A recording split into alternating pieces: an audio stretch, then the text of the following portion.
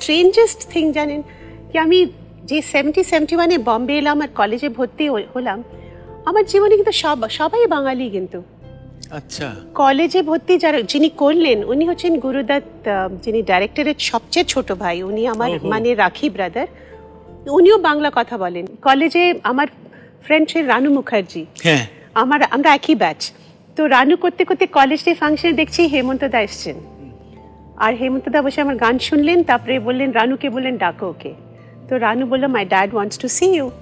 তো আমি ভয়ের চোটে হেমন্ত দার পাটা ছুঁয়ে দাঁড়িয়ে রয়েছি। বললেন কি তুমি গান করবে আমার সাথে স্টেজে? এই কলেজে মানে কোয়াড্রাঙ্গেলে, Saint Xavier's quadrangle, you know, you have perform there. ওই quadrangle he told me, he said আমার মেয়ে তো রানু সব জায়গায় যেতে চায় না আমার সাথে, তো তুমি কি গান করবে আমার সাথে?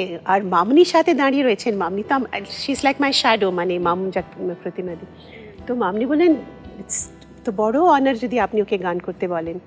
ওই যে শুরু হলো হেমন্ত দা, মানে আমার জন্য একটা মানে ভগবানের জায়গায়, মানে কি বলবো, উনি প্রথম স্টেজে আমি গান করতে আরম্ভ করি, আমার নাম ছিল শারদা, আর যখনই অ্যানাউন্স হতো কি আব আপকে সামনে আয়েঙ্গি শারদা, সবাই বলছো তিতলি উড়ে গাইয়ে, তিতলি উড়ে গাইয়ে।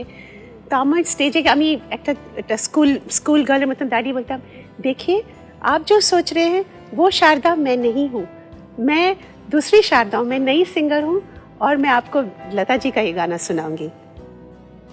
তো Hemanta da got fed up, he said চলবে না, তোমার নামটা চলবে না। তো মামনি বললো আজ থেকে তুই কবিতা হয়ে গেছিস, আমি তোর নাম কবিতা রাখবো। আর আমার নেম চেঞ্জ হলো হেমন্ত দার জন্য, কবিতা হলাম। আর হঠাৎ একদিন হেমন্ত দা আমাকে ফোন করে বলছে কালকে কি করবে তুমি? আমি বললাম কলেজ যাচ্ছি। হেমন্ত দা না, কালকে তোমার কলেজ বাঙ্ক করতে হবে, তুমি সিধা চলে আসবে রাজকমল স্টুডিওতে, 9টার সময় পৌঁছে যাও, তোমার একটা গান আছে সখী ভাবনা কাহারে বলে। তারপরে আসতে জিজ্ঞেস করলাম হেমন্ত দার গানটা মানে কার সাথে করছি? তো বলে নেই তো, লতাজি আসছে।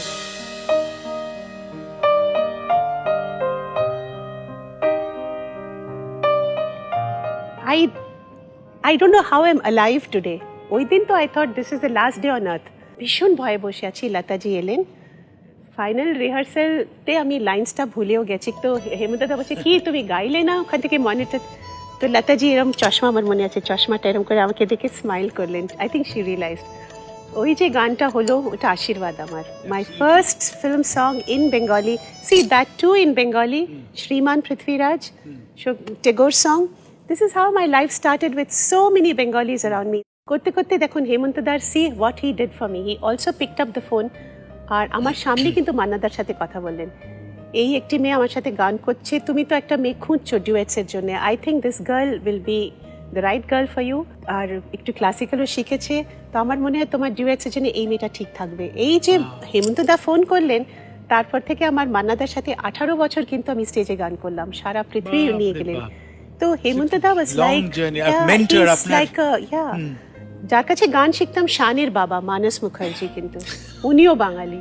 মানে আর আমার কলেজে পড়তো নিতিন, একটু he was a couple of years senior than me. নিতিনও কিন্তু বাংলায় কথা বলতো আমার সাথে, নিতিন মুকেশজি। তা আমার মনে হয় কি একটা মানে হয়তো আমার লাস্ট লাইফে আমি নিশ্চয়ই বাঙালি ছিলাম। প্রথম যে গান আপনি রেকর্ড করেছিলেন লতাজির সঙ্গে, সে গানটা আপনার মনে আছে? সখী ভাবনা কাহারে বলে, সখী যাতনা কাহারে বলে, তোমরা যে বলো দিবস রজনী ভালোবাসা ভালোবাসা, সখী ভালোবাসা কারে কয়, সে কি কেবল